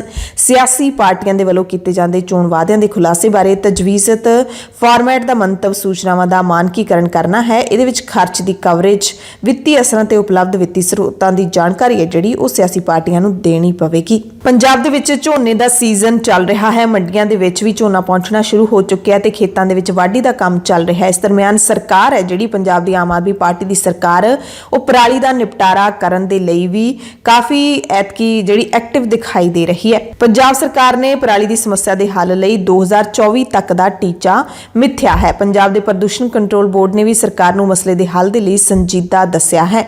ਹਾਲਾਂਕਿ ਇਸ ਮਸਲੇ ਦੇ ਨਾਲ ਬਹੁਤ ਨੇੜਿਓਂ ਜੁੜੇ ਪੰਜਾਬ ਪ੍ਰਦੂਸ਼ਣ ਰੋਕਥਾਮ ਬੋਰਡ ਦਾ ਕਹਿਣਾ ਹੈ ਕਿ ਫਸਲੀ ਵੰਨ ਸੁਵੰਨਤਾ ਪਰਾਲੀ ਸਾੜੇ ਦੀ ਸਮੱਸਿਆ ਦਾ ਕੋਈ ਪੱਕਾ ਹੱਲ ਨਹੀਂ ਹੈ। ਸਮੱਸਿਆ ਦੇ ਨਾਲ ਪੂਰੀ ਤਰ੍ਹਾਂ ਨਜਿੱਠਣ ਦੇ ਲਈ 4 ਤੋਂ 5 ਸਾਲ ਦਾ ਸਮਾਂ ਲੱਗੂਗਾ। ਉਧਰ ਦੂਸਰੇ ਪਾਸੇ ਕੇਂਦਰ ਸਰਕਾਰ ਨੇ ਕੁਝ ਦਿਨ ਪਹਿਲਾਂ ਹੀ ਕਿਹਾ ਸੀ ਕਿ ਪੰਜਾਬ ਸਰਕਾਰ ਪਰਾਲੀ ਦੇ ਪ੍ਰਬੰਧਾਂ ਦੇ ਲਈ ਸਿਰਫ ਗੱਲਾਂ ਕਰ ਰਹੀ ਹੈ, ਪ੍ਰਬੰਧ ਚੰਗੀ ਤਰ੍ਹਾਂ ਨਹੀਂ ਕਰ ਰਹੀ, ਯਾਨੀ ਕਿ ਕੇਂਦਰ ਨੇ ਸੰਤੁਸ਼ਟੀ ਨਹੀਂ ਪ੍ਰਗਟਾਈ ਸੀ। ਖੇਤੀਬਾੜੀ ਮੰਤਰਾਲੇ ਦੇ ਵਧੀਕ ਸਕੱਤਰ ਅਭਿਲਕਸ਼ ਲਿਖੀ ਨੇ ਫਸਲਾਂ ਦੀ ਰਹਿੰਦ ਖੂੰਹਦ ਦਾ ਪ੍ਰਬੰਧਨ ਮਸ਼ੀਨਾਂ ਦੇ ਨਾਲ ਕਰਨ, ਬਾਇਓਡੀਕੰਪੋਜ਼ਰ ਦੀ ਵਰਤੋਂ ਨੂੰ ਉਤਸ਼ਾਹਿਤ ਕਰਨ ਤੇ ਬਾਇਓਮਾਸ ਆਧਾਰਿਤ ਪਾਵਰ ਪਲਾਂਟਾਂ ਦੇ ਵਿੱਚ ਪਰਾਲੀ ਭੇਜੇ ਜਾਣ ਨੂੰ ਉਤਸ਼ਾਹਿਤ ਕਰਨ ਲਈ ਕਿਹਾ। ਉਹਨਾਂ ਕਿਹਾ ਕਿ ਜੇ ਸਾਰੀਆਂ ਕਾਰਵਾਈਆਂ ਸੂਬਾ ਪੱਧਰ ਤੇ ਸੰਪੂਰਨ ਢੰਗ ਨਾਲ ਕੀਤੀਆਂ ਜਾਂਦੀਆਂ ਨੇ ਤਾਂ ਪਰਾਲੀ ਸਾੜਨ ਦੀ ਸਮੱਸਿਆ ਤੇ ਕਾਫੀ ਹੱਦ ਤੱਕ ਕਾਬੂ ਪਾਇਆ ਜਾ ਸਕਦਾ ਹੈ। ਪ੍ਰਦੂਸ਼ਣ ਕੰਟਰੋਲ ਬੋਰਡ ਦੇ ਮੈਂਬਰ ਸਕੱਤਰ ਕਰੁਣੇਸ਼ ਗਰਗ ਕਹਿੰਦੇ ਨੇ ਕਿ ਜੇ ਪੰਜਾਬ ਸਰਕਾਰ ਸੰਜੀਦਾ ਤਰੀਕੇ ਦੇ ਨਾਲ ਚੱਲਦੀ ਰਹੀ ਤਾਂ ਕੋਈ ਵੱਡੀ ਗੱਲ ਨਹੀਂ ਹੈ। 2024 ਤੱਕ ਹੀ ਟੀਚਾ ਪੂਰਾ ਕਰ ਲਿਆ ਜਾਵੇਗਾ, ਨਹੀਂ ਤਾਂ ਵੱਧ ਤੋਂ ਵੱਧ 4 ਤੋਂ 5 ਸਾਲਾਂ ਦੇ ਅੰਦਰ ਪਰਾਲੀ ਸਾੜੇ ਜਾਣ ਦੀਆਂ ਘਟਨਾਵਾਂ ਤੇ ਮੁਕੰਮਲ ਰੂਪ 'ਚ ਕਾਬੂ ਪਾ ਲਿਆ ਜਾਵੇਗਾ। ਤੇ ਜੇ ਐਤਕੀ ਕਿਸਾਨਾਂ ਦੇ ਲਹਿਜ਼ੇ ਦੀ ਗੱਲ ਕਰ ਲਈਏ ਤਾਂ ਮਾਝੇ ਦੇ ਵਿੱਚ ਸਭ ਤੋਂ ਜ਼ਿਆਦਾ ਪਰਾਲੀ ਹੈ ਜਿਹੜੀ ਉਹ ਸਾੜੀ ਜਾ ਰਹੀ ਹੈ। ਹਾਲਾਂਕਿ ਸਾਰੇ ਖਿੱਤਿਆਂ ਦੇ ਵਿੱਚ ਹੀ ਕਿਸਾਨਾਂ ਦੇ ਵੱਲੋਂ ਪਰਾਲੀ ਸਾੜੀ ਜਾ ਰਹੀ ਹੈ। ਤਰਕ ਇਹੀ ਹੈ ਪੁੱਛੇ ਜਾਣ ਤੇ ਕਿ ਉਹਨਾਂ ਨੂੰ ਸਰਕਾਰ ਦੇ ਵੱਲੋਂ ਕੋਈ ਵੀ ਜਿਹੜੀ ਸਹੂਲਤ ਹੈ ਉਹ ਨਹੀਂ ਦਿੱਤੀ ਜਾ ਰਹੀ। पंजाब के खेतीबाड़ी मंत्री कुलदीप सिंह धालीवाल ने जानकारी दी है कि मूंगी का मुआवजा अज तो किसानों के खात्यां विच पैना शुरू हो जाएगा। वड्डी खबर श्रोमणी अकाली दल नूं झटका देने वाली है। हुशियारपुर की स्थानक अदालत दे विच श्रोमणी अकाली दल खिलाफ कथित दोहरा संविधान रख के धोखाधड़ी करन संबंधी केस का ट्रायल शुरू हो चुका है ते पार्टी के सीनियर लीडर पेशियां भी भुगत रहे हैं। पर इस दौरान पार्टी ने अदालत विच यह अर्जी दी कि क्योंकि पार्टी का मुख दफ्तर दिल्ली है, इस नाल संबंधित केस की सुनवाई हुशियारपुर च नहीं हो सकती ते ना ही होनी चाहिए है। यानी कि अकाली दल ने केस तब्दील करने की अर्जी दी सी, पर उस अर्जी नूं अदालत ने खारिज कर दिता है। वधीक chief judicial magistrate Rupinder Singh की अदालत ने पटिशनर बलवंत सिंह खेड़ा के वकीलों BS रियाड़ ते हितेश पुरी दी दलीलों के नाल सहमत होंदियां अर्जी खारिज कर दी है ते हुण ट्रायल अगे वधन दा राह पद्धरा हो गया। दरअसल पटिशनर खेड़ा ने दोष लाया है कि श्रोमणी अकाली दल ने सियासी पार्टी वजों मानता लैण दे लई भारतीय चोण कमिशन सामने जाली संविधान पेश किया है, यानी कि दो संविधान पेश किए ने। पार्टी के सरप्रस्त प्रकाश सिंह बादल तो बाद हुण सुखबीर सिंह बादल ने भी पेशी तो छूट की अर्जी दी है। पंजाब पुलिस ने गैंगस्टर दीपक टीनू मामले की जांच लई 4 मैंबरी कमेटी कायम कर दी है ਅਤੇ गिरफ्तार किए गए CIA ਦੇ बर्खास्त इंचार्ज प्रतपाल सिंह तो 1 कार ते 3 पिस्तौल भी बरामद कर लए ने। दूसरे पासे सिद्धू मूसेवाले के मापिਆਂ ਨੂੰ ਮਾਨਸਾ पुलिस की जांच से कोई भरोसा नहीं रहा। गैंगस्टर दीपक टीनू के फरार मामले में मापिਆਂ ने मानसा पुलिस की कारगुजारी ते उंगल खड़ी की है। पुलिस की भूमिका ਨੂੰ शक्की दसदिਆਂ उन्होंने मूसेवाला कतलकांड का केस किसी होर जिले की पुलिस ਨੂੰ देਣ ਦੀ ਮੰਗ ਕੀਤੀ है। उन्होंने स्पष्ट किया कि उन्होंने ਹੁਣ मानसा पुलिस ते ਭੋਰਾ भी यकीन नहीं है। मूसेवाले के पिता बलकौर सिंह ते माता चरण कौर ने कहा कि मानसा पुलिस गैंगस्टरां दी आवभगत करदी है, अंदर खाते उन्हां दे नाल मिली हुई है। उन्होंने कहा कि हुण पुलिस ते उन्हां दा शक दीपक टीनू दे आसानी दे नाल फरार होने तो बाद यकीन दे विच बदल गया है। दरअसल परसों जदों CIA दे बर्खास्त इंचार्ज प्रतपाल सिंह नूं अदालत दे विच पेश किया गया सी तां उहदे चेहरे दे उत्ते कोई चिंता नहीं दिखाई दे रही सी। अहम गल ये नोट की गई कि उसदे हथकड़ियां भी नहीं लाईआं गईआं, बड़ा ही तैयार ब्यार होकर अदालत दे विच पहुंचिया सी ते मुस्कुरा भी रहा सी। इस मसले दे विच CIA स्टाफ पटियाला की टीम गैंगस्टर दीपक पंडोरी नूं जेल तो प्रोडक्शन वारंट ते लैके आई, क्योंकि टीनू जदों एक बारी पंचकुला तो पुलिस हिरासत विचों भज्जिया सी तां दीपक पंडोरी ने ही उसनूं भजाया सी। दीपक दा अदालत ने 9 अक्तूबर तक दा पुलिस रिमांड दे दिता है। संगरूर दे विच ATT टैट पास बेरोजगार 2364 संघर्ष कमेटी पंजाब की अगवाई दे विच बेरोजगार अध्यापकों का संगरूर के DC दफ्तर के मूहरे अणमिथे समय के लिए मरण वर्त लगातार चल रहा है। अज इस मरण वर्त का चौथा दिन है। संघर्षियों ने हक मिलण तक डटे रहण का ऐलान किया है ते इन्हां दे संघर्ष की पंजाब राज बिजली बोर्ड के ज्वाइंट फोरम के आगुआं ने भी हमायत की है। रोसा भी जताया कि पिछले 3 दिनों तो मरण वर्त ते बेरोजगार अध्यापक बैठे ने, पर सरकार ते प्रशासन ने कोई सार नहीं लई। जबकि वोटां तो पहला पंजाब के जिहड़े मुख मंत्री भगवंत सिंह मान वो संघर्षियों के कोल आए सी ते अपनी सरकार बनने ते इंसाफ देने का वादा करके गए सी। प्रदर्शनकारी अध्यापकों ने कहा है कि सूबे दे विच सिर्फ पार्टी ही बदली है, सत्ता पहलियां सरकारां वांगू ही चल रही है। पंजाब सरकार ने बेरोजगारां नूं एक होर जख्म दिता है, क्योंकि सरकार दे माल ते पुनर्वास विभाग ने सूबे के सारे डिप्टी कमिश्नरां नूं चिट्ठियां भेज के ठेके ते भर्ती किए जाने वाले पटवारियां दी उम्र हद ते तनख्वाह दे विच वाधा कर दिता गया, जबकि बेरोजगार नौजवान ने जिहड़े उन्हां दे लई पक्कियां असामियां नहीं कढियां जा रहीआं। हुकमां दे विच कहा गया कि 1766 खाली असामियां जिन्हां ते रिटायर पटवारियां दी भर्ती की जानी है, उस भर्ती दे लई हुण पटवारी दी उम्र हद 64 साल तो वधा के 67 साल ते तनख्वाह 25,000 तो वधा के 35,000 रुपये की जाती है। इन्हां शर्तां तो बिना लाईआं गईआं पहलियां होर शर्तां उसी तरह लागू रहणगीआं। हवाई सेना दिवस तो पहला air chief marshal VR Chaudhary ने ऐलान किया है कि इस साल दसंबर दे विच 3000 अग्निवीर वायु नूं भारतीय हवाई सेना दे विच शामिल किया जाएगा। नाल ही अगले साल दे लई महिला अग्निवीरां दी भर्ती लई भी योजना बनाई गई है। पंजाब दे बुढलाडा तो खबर है, जिथे ट्रक ऑपरेटर यूनीयन की प्रधानगी संबंधी चल रहे रेड़के नूं लैके गोलियां चलियां, 2 ऑपरेटरां दे जख्मी होने की भी खबर मिली है। कई मिनट दोवां धिरां दे विचाले लड़ाई चली है, जिस तो बाद पहुंची पुलिस ने हालातां ते काबू पाया, जख्मियां नूं हस्पताल दाखिल करवाया। उत्तराखंड तो वड्डे हादसे की खबर मिल रही है, जिथे पौड़ी गढ़वाल के बिरोखल रोड से 45 तो 50 लोगों को लिजा रही एक बस खड्ड दे विच डिग पई है। इस बारे होर जानकारी हासिल कर रहे हैं, शाम के बुलेटिन दे विच तुहानूं दस्सांगे। पंजाब दीआं खास खबरां दे खास बुलेटिन दे विच कुछ होर खबरां तुहानूं विस्तार नाल दसदे हां। अमरीका तो भी एक वड्डी खबर तुहानूं दसदे हां, जिथे कैलीफोर्निया के मर्स्ट काउंटी तो पंजाबी परिवार के 4 मैंबरां नूं अगवा कर लिया गया। इन्हां दे विच 8 महीने की बच्ची भी शामिल है, उसके माता पिता भी ने।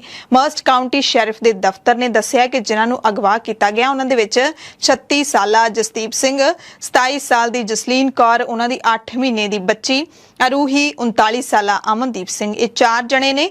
पुलिस ने शक्की नूं हथियारबंद अते खतरनाक करार दिंदियां ज्यादा वेरवे जारी नहीं कीते। खबरां पढ़े जाण तक इन्हां चारां दा कोई भी अता पता हाले तक नहीं लग सकिया। दुनिया दे विच टैक्नोलॉजी दी दौड़ लगी हुई है। हर कोई मुल्क अपने देश दे विच बेहतर टैक्नोलॉजी देण दे लई पूरी संभव कोशिश कर रहा है। भारत सरकार ने भी अगले 500 दिनां दे विच 25,000 मोबाइल टावर लाउण दे लई 26,000 करोड़ रुपए मंजूर कीते ने। भारत के दूर संचार मंत्रालय के बुलारे ने कहा कि भारत ब्रॉडबैंड नैटवर्क के वलों प्रोजेक्ट चलाया जाएगा। दूर संचार मंत्री अश्विनी वैष्णव ने digital India conference of state information technology मंत्रियों के विच इस प्रोजेक्ट का ऐलान किया। हालांकि लोगों के लिए ये काफ़ी वड्डी सहूलत होंदी है, पर सेहत के उत्ते जिहड़े मोबाइल टावर ने वो बुरे प्रभाव पाउंदे ने। खास करके पंछियों के लिए तो यह बहुत ज़्यादा खतरनाक होंदे ने। इन्हां दे विचों जिहड़ियां रेडियो एक्टिव किरणां निकलदियां ने वो भावें साडा जिहड़ा कनैक्शन है, मोबाइल का कनैक्शन है, वो वधा दिंदियां ने, पर वो साडे शरीर के लिए, साडे सेहत के लिए बहुत हानिकारक होंदियां ने। मरहूम पंजाबी गायक शुभदीप सिंह सिद्धू मूसेवाले दे कतल कांड दे विच शामिल खतरनाक गैंगस्टर दीपक टीनू जिहड़ा कि एतवार नूं फरार होया है, उस बारे वड्डी जानकारी मिली है कि वो CIA in charge sub inspector Pritpal Singh दे सरकारी घर चों फरार होया। सूत्र दसदे ने कि प्रितपाल उसनूं हवालात चों अपने घर लैके गया सी, सरकारी घर लैके गया, जिथे उसकी मुलाकात ओदी महिला दोस्त दे नाल करवाई गई। इस दौरान प्रितपाल कहंदे एक कमरे दे विच जाके सौ गया ते टीनू अते उसकी दोस्त पहलां तो तय योजना के मुताबिक उत्थों फरार हो गए।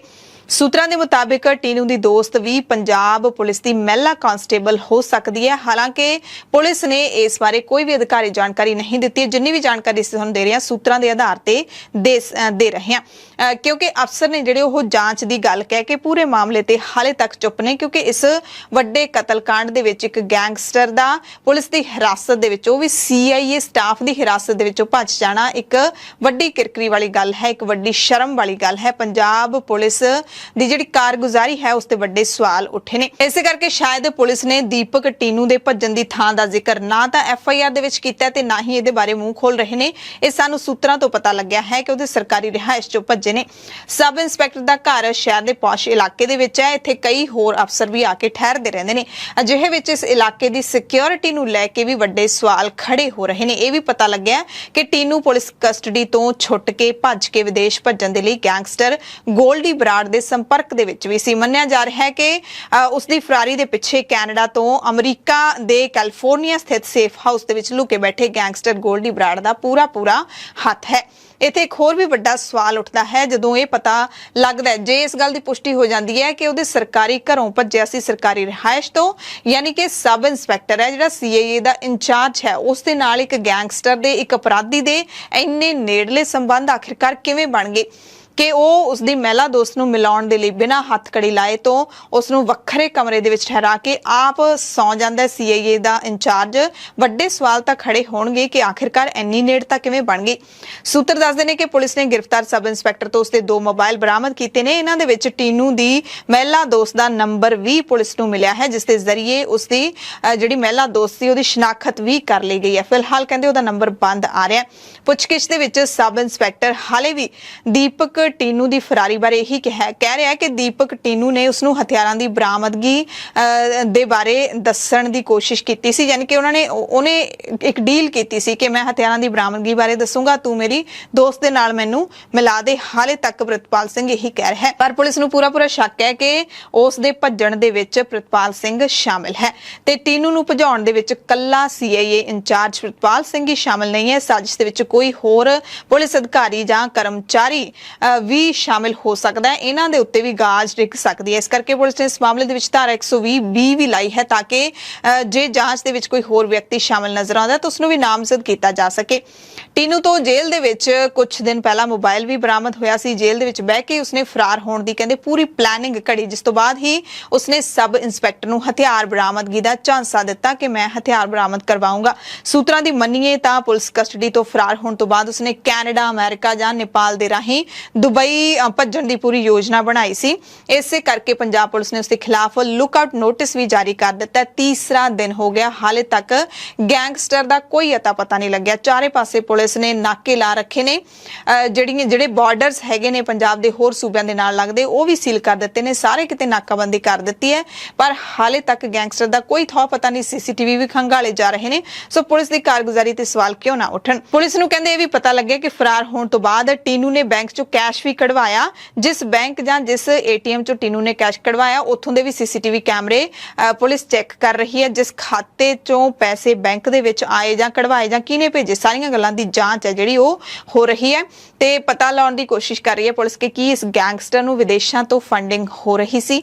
ਸੋ ਇਹ ਹਾਲ ਦੀ ਘੜੀ ਹਾਲਾਤ ਨੇ ਇੱਕ ਵੱਡੇ ਕਤਲकांड ਨੂੰ ਲੈ ਕੇ। ਕਤਲ ਦੀ ਗੁੱਥੀ ਜਿਹੜੀ ਸੁਲਝਣ ਤੋਂ ਪਹਿਲਾਂ ਹੀ ਇੱਕ ਹੋਰ ਵੱਡੀ ਜਿਹੜੀ ਇਹ ਨਾਕਾਮੀ ਹੈ ਪੁਲਿਸ ਦੀ ਕਿ ਇੱਕ ਗੈਂਗਸਟਰ ਹਵਾਲਾਤ ਦੇ ਵਿੱਚੋਂ, ਹਿਰਾਸਤ ਦੇ ਵਿੱਚੋਂ ਹੀ ਫਰਾਰ ਹੋ ਜਾਂਦਾ ਹੈ। ਤੇ ਦੀਪਕ ਟੀਨੂ ਦੇ ਹਿਰਾਸਤ ਵਿੱਚੋਂ ਭੱਜਣ ਤੋਂ ਤੀਸਰੇ ਦਿਨ ਬਾਅਦ ਪੰਜਾਬ ਪੁਲਿਸ ਦੇ ਮੁਖੀ ਡੀਜੀਪੀ ਗੌਰਵ ਯਾਦਵ ਨੇ 4 ਮੈਂਬਰੀ ਸਿੱਟ ਬਣਾ ਦਿੱਤੀ ਹੈ। ਇਸ ਦੀ ਅਗਵਾਈ ਆਈਜੀਪੀ ਐਮਐਸ ਛੀਨਾ ਅਤੇ ਏਆਈਜੀ ਉਪਿੰਦਰਜੀਤ ਸਿੰਘ ਘੁੰਮਣ ਕਰਨਗੇ। ਇਸ ਟੀਮ ਦੇ ਵਿੱਚ ਮਾਨਸਾ ਦੇ ਐਸਐਸਪੀ ਗੌਰਵ ਤੂਰਾ ਅਤੇ ਡੀਐਸਪੀ ਵਿਕਰਮ ਬਰਾੜ ਵੀ ਸ਼ਾਮਿਲ ਹੋਣਗੇ। 3 ਅਕਤੂਬਰ ਨੂੰ ਅਸੈਂਬਲੀ ਦੇ ਵਿੱਚ ਆਖਰੀ ਦਿਨ ਦੇ ਇਜਲਾਸ ਵਿੱਚ ਪੰਜਾਬ ਸਰਕਾਰ ਨੇ ਭਰੋਸਾ ਮਤਾ ਜਿੱਤਿਆ, ਪਰ ਬੜੀ ਹੈਰਾਨੀ ਹੋਈ ਕਿ ਆਮ ਆਦਮੀ ਪਾਰਟੀ ਦੇ ਵਿਧਾਇਕ ਤਾਂ 92 ਨੇ, ਪਰ ਵੋਟਾਂ 93 ਕਿਵੇਂ ਪੈ ਗਈਆਂ। ਕਿਹਾ ਜਾ ਰਿਹਾ ਸੀ ਕਿ ਬੀਜੇਪੀ ਜਾਂ ਅਕਾਲੀਆਂ ਦੇ ਇੱਕ ਵਿਧਾਇਕ ਨੇ ਵੋਟ ਆਮ ਆਦਮੀ ਪਾਰਟੀ ਦੇ ਭਰੋਸੇ ਮਤੇ ਦੇ ਹੱਕ ਵਿੱਚ ਪਾਈ ਹੈ, ਜਦਕਿ ਪਿਛਲੇ ਦਿਨਾਂ ਤੋਂ ਇਹ ਦਿਖ ਰਿਹਾ ਸੀ ਕਿ ਸਾਰੀਆਂ ਵਿਰੋਧੀ ਪਾਰਟੀਆਂ ਵਿਰੋਧ ਕਰ ਰਹੀਆਂ ਨੇ। ਪਰ ਹੁਣ ਅਕਾਲੀ ਦਲ ਨੇ ਸਪਸ਼ਟ ਕਰ ਦਿੱਤਾ ਹੈ ਕਿ ਅਸੀਂ ਵਿਰੋਧ ਵਿੱਚ ਹੀ ਵੋਟ ਪਾਈ ਹੈ। ਆਮ ਆਦਮੀ ਪਾਰਟੀ ਨੇ ਗਲਤੀ ਨਾਲ ਸਾਡੀ ਵੋਟ ਆਪਣੇ ਸਮਰਥਨ ਦੇ ਵਿੱਚ ਗਿਣ ਲਈ। ਇਸ ਮਸਲੇ ਤੇ ਅਕਾਲੀ ਦਲ ਨੇ ਵਿਧਾਨ ਸਭਾ ਦੇ ਸਪੀਕਰ ਕੁਲਤਾਰ ਸਿੰਘ ਸੰਧਵਾ ਨੂੰ ਚਿੱਠੀ ਵੀ ਸੌਂਪੀ ਹੈ। ਸ਼੍ਰੋਮਣੀ ਅਕਾਲੀ ਦਲ ਦੇ ਵਿਧਾਇਕਾਂ ਨੇ ਆਪਣੀਆਂ ਵੋਟਾਂ ਨੂੰ ਵਿਸ਼ਵਾਸ ਮਤ ਦੇ ਸਮਰਥਨ ਦੇ ਵਿੱਚ ਗਿਣਿਆ ਜਾਣਾ ਆਪ ਦੀ ਸ਼ਰਾਰਤ ਦੱਸਿਆ। ਵਿਧਾਇਕ ਮਨਪ੍ਰੀਤ ਸਿੰਘ ਇਆਲੀ ਅਤੇ ਨਛੱਤਰਪਾਲ ਸਿੰਘ ਨੇ ਕਿਹਾ ਕਿ ਸਦਨ ਦੀ ਕਾਰਵਾਈ ਦੇ ਸ਼ੁਰੂ ਤੋਂ ਲੈ ਕੇ ਅਖੀਰ ਤੱਕ ਅਸੀਂ ਵਿਸ਼ਵਾਸ ਮਤੇ ਦੇ, ਭਰੋਸੇ ਮਤੇ ਦੇ ਵਿਰੋਧ ਵਿੱਚ ਖੜੇ ਰਹੇ। ਉਹਨਾਂ ਨੇ ਵਿਰੋਧ ਦੇ ਵਿੱਚ ਵੋਟਾਂ ਵੀ ਪਾਈਆਂ, ਭਾਵੇਂ ਹੀ ਸਪੀਕਰ ਵੱਲੋਂ ਵਿਸ਼ਵਾਸ ਪ੍ਰਸਤਾਵ ਦੇ ਲਈ ਹਾਂ ਨਾ ਪੁੱਛੇ ਜਾਣ ਤੇ ਉਹਨਾਂ ਨੇ ਕੋਈ ਪ੍ਰਤੀਕਿਰਿਆ ਨਹੀਂ ਦਿੱਤੀ। ਪਰ ਇਹ ਸਮਝ ਲੈਣਾ ਚਾਹੀਦਾ ਕਿ ਜੇ ਅਸੀਂ ਮਤੇ ਦੇ ਹੱਕ ਵਿੱਚ ਹੱਥ ਨਹੀਂ ਖੜੇ ਕਰ ਰਹੇ ਤਾਂ ਅਸੀਂ ਵਿਰੋਧ ਵਿੱਚ ਹੀ ਹਾਂ।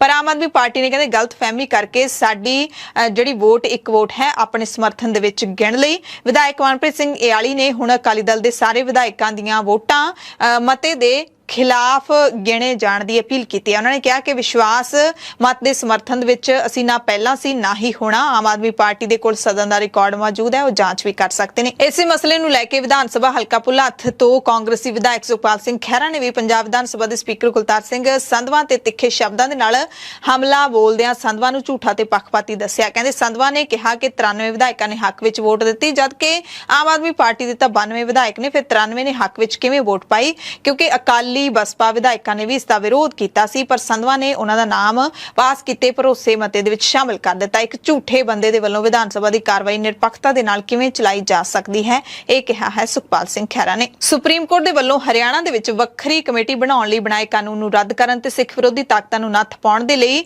ਸ਼੍ਰੋਮਣੀ ਗੁਰਦੁਆਰਾ ਪ੍ਰਬੰਧਕ ਕਮੇਟੀ ਦੇ ਵੱਲੋਂ ਗੁਰੂ ਕੀ ਨਗਰੀ ਅੰਮ੍ਰਿਤਸਰ ਦੇ ਵਿੱਚ ਵਿਸ਼ਾਲ ਰੋਸ ਮਾਰਚ ਕੱਢਿਆ ਗਿਆ। ਐਸਜੀਪੀਸੀ ਪ੍ਰਧਾਨ ਐਡਵੋਕੇਟ ਹਰਜਿੰਦਰ ਸਿੰਘ ਧਾਮੀ ਦੀ ਅਗਵਾਈ ਵਿੱਚ ਅੰਮ੍ਰਿਤਸਰ ਦੇ ਡੀਸੀ ਦਫ਼ਤਰ ਸਾਹਮਣੇ ਵੱਡਾ ਧਰਨਾ ਦਿੱਤਾ ਗਿਆ। ਸਭ ਨੇ ਆਪਣੀਆਂ ਦਸਤਾਰਾਂ ਦੇ ਉੱਤੇ ਕਾਲੀਆਂ ਪੱਟੀਆਂ, ਹੱਥਾਂ ਵਿੱਚ ਪੋਸਟਰ ਤੇ ਕਾਲੇ ਡੰਡੇ ਫੜੇ ਹੋਏ ਸਨ, ਜਿਨ੍ਹਾਂ ਤੇ ਹਰਿਆਣਾ ਕਮੇਟੀ ਬਣਾਉਣ ਦੇ ਖਿਲਾਫ ਨਾਅਰੇ ਲਿਖੇ ਹੋਏ ਸਨ।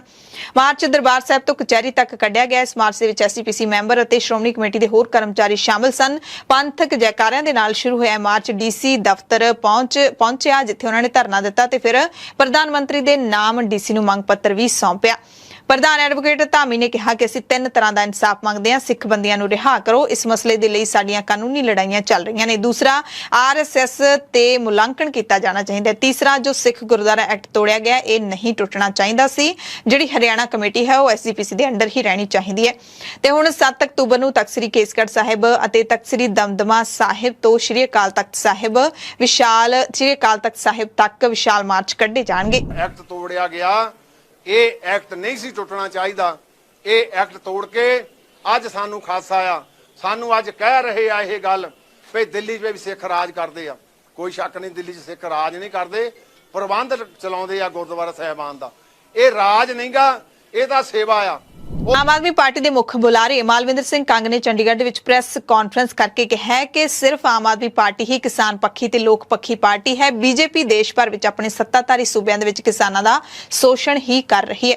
ਦਰਅਸਲ ਇੱਕ ਦਿਨ ਪਹਿਲਾਂ ਵਿਧਾਨ ਸਭਾ ਦੇ ਵਿੱਚ ਜਿਹੜੇ ਕਿਸਾਨਾਂ ਦੇ ਲਈ ਐਲਾਨ ਕੀਤੇ ਗਏ ਨੇ ਉਹਨਾਂ ਦੀ ਸ਼ਲਾਘਾ ਕਰਦਿਆਂ ਕੰਗ ਨੇ ਕਿਹਾ ਕਿ ਭਗਵੰਤ ਮਾਨ ਸਰਕਾਰ ਨੇ ਗੰਨੇ ਦੀ ਖਰੀਦ ਮੁੱਲ ਦੇ ਵਿੱਚ 20 ਰੁਪਏ ਪ੍ਰਤੀ ਕੁਇੰਟਲ ਦਾ ਵਾਅਦਾ ਕਰਕੇ ਕਿਸਾਨ ਪੱਖੀ ਫੈਸਲਾ ਲਿਆ ਹੈ। ਹੁਣ ਤੋਂ ਗੰਨਾ ਕਿਸਾਨਾਂ ਨੂੰ 380 ਰੁਪਏ ਪ੍ਰਤੀ ਕੁਇੰਟਲ ਦਾ ਰੇਟ ਮਿਲੂਗਾ। ਇਸ ਫੈਸਲੇ ਦੇ ਨਾਲ ਆਮ ਆਦਮੀ ਪਾਰਟੀ ਦੀ ਸਰਕਾਰ ਕਿਸਾਨਾਂ ਤੇ 1 ਸਾਲ ਦਾ 200 ਕਰੋੜ ਰੁਪਏ ਵਾਧੂ ਖਰਚੇਗੀ ਤੇ ਕਿਸਾਨਾਂ ਦੇ ਨਾਲ ਇਸ ਨੂੰ ਵਿੱਤੀ ਫਾਇਦਾ ਹੋਵੇਗਾ। ਵਾਲੇ ਟਾਈਮ 'ਚ ਅਗਲੇ ਸੀਜ਼ਨ 'ਚ 380 ਰੁਪਏ ਪਰ ਕੁਇੰਟਲ ਦੇ ਹਿਸਾਬ ਨਾਲ ਪੰਜਾਬ ਦੀ ਸਰਕਾਰ ਜਿਹੜੀ ਹੈ ਗੰਨਾ ਕਿਸਾਨਾਂ ਤੋਂ ਗੰਨਾ ਖਰੀਦੂਗੀ, ਜਿਹੜਾ ਕਿ ਦੇਸ਼ 'ਚ ਮੁਲਕ 'ਚ ਇਸ ਟਾਈਮ ਹਾਈਐਸਟ ਰੇਟ ਹੈ।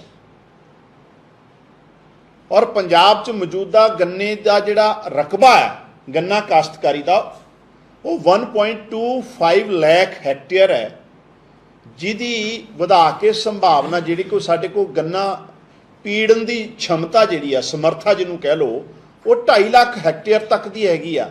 ਔਰ ਮਾਨ ਸਾਹਿਬ ਦੀ ਸਰਕਾਰ ਦਾ ਟੀਚਾ ਹੈ ਕਿ ਡਾਈਵਰਸਿਫਿਕੇਸ਼ਨ ਵਾਸਤੇ ਫਸਲੀ ਵਿਭਿੰਨਤਾ ਲਈ ਪੰਜਾਬ ਦੇ ਪਾਣੀ ਹਵਾ ਔਰ ਕਿਸਾਨ ਨੂੰ ਵੱਧ ਰੇਟ ਮਿਲੇ, ਇਹਦੇ ਲਈ ਆਉਣ ਵਾਲੇ ਟਾਈਮ 'ਚ ਗੰਨੇ ਦੀ ਕਾਸ਼ਤਕਾਰੀ ਦਾ ਰਕਬਾ ਜਿਹੜਾ ਉਹ ਵੀ ਵਧਾਇਆ ਜਾਊਗਾ ਔਰ ਕਿਸਾਨ ਨੂੰ ਸਮੇਂ ਸਿਰ ਪੂਰਾ ਵਾਜਿਬ ਰੇਟ ਜਿਹੜਾ ਆ ਉਹ ਦਿੱਤਾ ਜਾਊਗਾ। ਔਰ ਉਹਦੀ ਕਮਿਟਮੈਂਟ ਉਹਦੀ ਸ਼ੁਰੂਆਤ ਜਿਹੜੀ ਆ ਮਾਨ ਸਾਹਿਬ ਨੇ ਕੀਤੀ ਹੈ। ਕੰਗ ਨੇ ਲਖੀਮਪੁਰ ਖੀਰੀ ਵਿੱਚ ਮਾਰੇ ਗਏ ਕਿਸਾਨਾਂ ਨੂੰ ਇਨਸਾਫ ਨਾ ਦੇਣ ਲਈ ਵੀ ਬੀਜੇਪੀ ਨੂੰ ਦੋਸ਼ੀ ਠਹਿਰਾਇਆ ਤੇ ਕਿਹਾ ਕਿ 4 ਕਿਸਾਨਾਂ ਤੇ ਇੱਕ ਪੱਤਰਕਾਰ ਦੀ ਮੌਤ ਦੇ 1 ਸਾਲ ਬਾਅਦ ਵੀ ਇਨਸਾਫ ਦੀ ਉਡੀਕ ਹਾਲੇ ਤੱਕ ਹੋ ਰਹੀ ਹੈ। ਬੀਜੇਪੀ ਸਰਕਾਰ ਨੇ ਗ੍ਰਹਿ ਰਾਜ ਮੰਤਰੀ ਅਜੇ ਮਿਸ਼ਰਾ ਨੂੰ ਹਾਲੇ ਤੱਕ ਬਰਖਾਸਤ ਨਹੀਂ ਕੀਤਾ, ਜਦਕਿ ਉਸ ਦਾ ਪੁੱਤ ਆਸ਼ੀਸ਼ ਮਿਸ਼ਰਾ ਹੀ ਇਸ ਕਤਲकांड ਦਾ ਮੁੱਖ ਦੋਸ਼ੀ ਹੈ। ਕਾਂਗਰਸ ਵਿਧਾਇਕ ਸੁਖਪਾਲ ਖਹਿਰਾ ਨੇ ਦਾਅਵਾ ਕੀਤਾ ਕਿ ਦਿੱਲੀ ਤੋਂ ਬਾਅਦ ਇਨਕਲਾਬੀਆਂ ਦੀ ਪੰਜਾਬ ਸਰਕਾਰ ਪੰਜਾਬ ਦੇ ਵਿੱਚ ਵੀ ਆਬਕਾਰੀ ਨੀਤੀ ਵਾਪਸ ਲੈਣ ਜਾ ਰਹੀ ਹੈ। ਖਹਿਰਾ ਨੇ ਪੰਜਾਬ ਸਰਕਾਰ ਨੂੰ ਘੇਰਦੇ ਹੋਏ ਟਵੀਟ ਕੀਤਾ ਹੈ ਕਿ ਮੁੱਖ ਮੰਤਰੀ ਭਗਵੰਤ ਮਾਨ ਨੇ ਆਪਣੀ ਆਬਕਾਰੀ ਨੀਤੀ ਨੂੰ ਵਾਪਸ ਲੈਣ ਦੀ ਜਾਂ ਇਸ ਨੂੰ ਬਦਲਣ ਦੀ ਗੱਲ ਕਹਿ ਦਿੱਤੀ ਹੈ, ਕਿਉਂਕਿ ਅਧਿਕਾਰੀ ਉਹਨਾਂ ਦੇ ਭ੍ਰਿਸ਼ਟ ਕੰਮਾਂ ਦਾ ਹਿੱਸਾ ਬਣਨ ਤੋਂ ਇਨਕਾਰ ਕਰ ਰਹੇ ਨੇ, ਜੋ ਆਖਿਰਕਾਰ ਬੇਨਕਾਬ ਹੋ ਜਾਵੇਗਾ, ਜਿਵੇਂ ਕਿ ਦਿੱਲੀ ਦੇ ਵਿੱਚ ਸੀਬੀਆਈ ਨੇ ਕੀਤਾ। ਖਹਿਰਾ ਨੇ ਇਸ ਨੂੰ ਬਦਲਾਵ ਦੀ ਇੱਕ ਹੋਰ ਅਸਫਲਤਾ ਦੱਸਿਆ। ਦਰਅਸਲ ਮੰਗਲਵਾਰ ਨੂੰ ਪੰਜਾਬ ਐਕਸਾਈਜ਼ ਪਾਲਿਸੀ ਦੇ ਬਾਰੇ ਬੀਜੇਪੀ ਦੇ ਲੀਡਰ ਮਨਜਿੰਦਰ ਸਿੰਘ ਸਿਰਸਾ ਨੇ ਦਾਅਵਾ ਕੀਤਾ ਕਿ ਪੰਜਾਬ ਦੇ ਅਧਿਕਾਰੀਆਂ ਨੇ ਐਕਸਾਈਜ਼ ਪਾਲਿਸੀ ਨੂੰ ਗਲਤ ਦੱਸਦੇ ਹੋਏ ਸਬੰਧਿਤ ਫਾਈਲ ਮੰਤਰੀ ਦੇ ਕੋਲ ਵਾਪਸ ਭੇਜ ਦਿੱਤੀ ਹੈ। ਸਿਰਸਾ ਨੇ ਟਵਿੱਟਰ ਤੇ ਵੀਡੀਓ ਜਾਰੀ ਕਰਕੇ ਦਾਅਵਾ ਕੀਤਾ ਕਿ ਪੰਜਾਬ ਦੀ ਐਕਸਾਈਜ਼ ਪਾਲਿਸੀ ਦੇ ਤਹਿਤ 10% ਦੀ ਕਮਿਸ਼ਨ ਤੈਅ ਕੀਤਾ ਗਿਆ। ਇਸ ਪਾਲਿਸੀ ਦੇ ਤਹਿਤ ਕਈ ਹਜ਼ਾਰ ਕਰੋੜ ਰੁਪਏ ਬਾਹਰ ਨਿਕਲਣਗੇ ਤੇ ਉਹ ਸਾਰੇ ਜਾਂਚ ਦੇ ਘੇਰੇ ਵਿੱਚ ਆ ਜਾਣਗੇ। ਇਸੇ ਕਰਕੇ ਅਧਿਕਾਰੀਆਂ ਨੇ ਨਵੀਂ ਐਕਸਾਈਜ਼ ਪਾਲਿਸੀ ਦੇ ਤਹਿਤ ਕੰਮ ਨਾ ਕਰ ਸਕਣ ਦੀ ਗੱਲ ਕਹਿੰਦੇ ਹੋਏ ਇਸ ਨੂੰ ਰੱਦ ਕਰਨ ਦੀ ਮੰਗ ਕੀਤੀ ਹੈ। ਸ਼ਹੀਦ ਭਗਤ ਸਿੰਘ ਦੇ ਜਨਮ ਦਿਵਸ ਮੌਕੇ ਚੰਡੀਗੜ੍ਹ 에ਅਰਪੋਰਟ ਦਾ ਨਾਮ ਸ਼ਹੀਦ ਭਗਤ ਸਿੰਘ ਦੇ ਨਾਮ ਤੇ ਰੱਖਣ ਦੇ ਪ੍ਰੋਗਰਾਮ ਮੌਕੇ ਪੰਜਾਬ ਦੇ ਮੁੱਖ ਮੰਤਰੀ ਭਗਵੰਤ ਸਿੰਘ ਮਾਨ ਦੇ ਨਾਲ ਗੱਲਬਾਤ ਕਰਦੇ ਸਮੇਂ ਮਾਸਕ ਲਾਉਣ ਤੋਂ ਬਾਅਦ ਟ੍ਰੋਲਿੰਗ ਹੋਈ ਹੈ। ਉਸ ਤੋਂ ਬਾਅਦ ਹੁਣ ਬੀਜੇਪੀ ਦੀ ਸਾਂਸਦ ਕਿਰਨ ਖੇਰ ਨੇ ਸਫਾਈ ਦਿੱਤੀ ਹੈ। ਕਿਰਨ ਖੇਰ ਨੇ ਕਿਹਾ ਕਿ ਬਹੁਤ ਹੀ ਦੁਖਦਾਈ ਹੈ ਕਿ ਇੱਕ ਵੀਡੀਓ ਵਾਇਰਲ ਹੋ ਰਹੀ ਹੈ ਜਿਸ ਵਿੱਚ ਮੁੱਖ ਮੰਤਰੀ ਭਗਵੰਤ ਮਾਨ ਦੇ ਨਾਲ ਮੈਂ ਜਨਤਕ ਤੌਰ ਤੇ ਗੱਲਬਾਤ ਕਰ ਰਹੀ ਹਾਂ।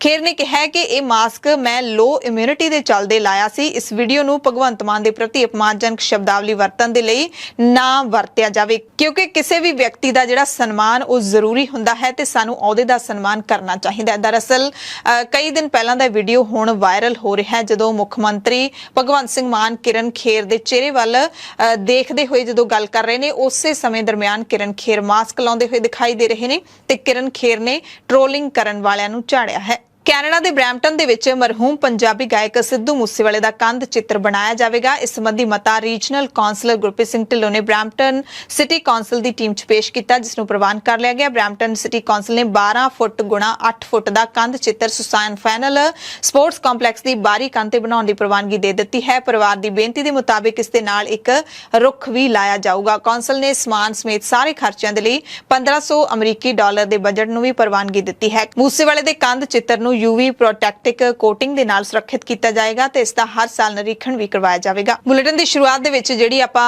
ਖਬਰ ਤੁਹਾਨੂੰ ਦੱਸੀ ਸੀ, ਬਹੁਤ ਹੀ ਦਰਦਨਾਕ ਖਬਰ ਉੱਤਰਾਖੰਡ ਦੇ ਵਿੱਚ ਜਿੱਥੇ ਪਰਬਤ ਆਰੋਹੀ ਮਾਰੇ ਗਏ ਨੇ, ਉੱਥੇ ਹੀ ਉੱਤਰਾਖੰਡ ਦੇ ਜਿਹੜੇ ਇਤਿਹਾਸਿਕ ਗੁਰਦੁਆਰਾ ਹੇਮਕੁੰਟ ਸਾਹਿਬ ਵਿਖੇ ਵੀ 2 ਇੰਚ ਤੱਕ ਬਰਫ਼ਬਾਰੀ ਹੋਈ ਹੈ। 15,225 ਫੁੱਟ ਦੀ ਉਚਾਈ ਤੇ ਇਹ ਗੁਰਦੁਆਰਾ ਸਾਹਿਬ ਸੁਸ਼ੋਭਿਤ ਹੈ।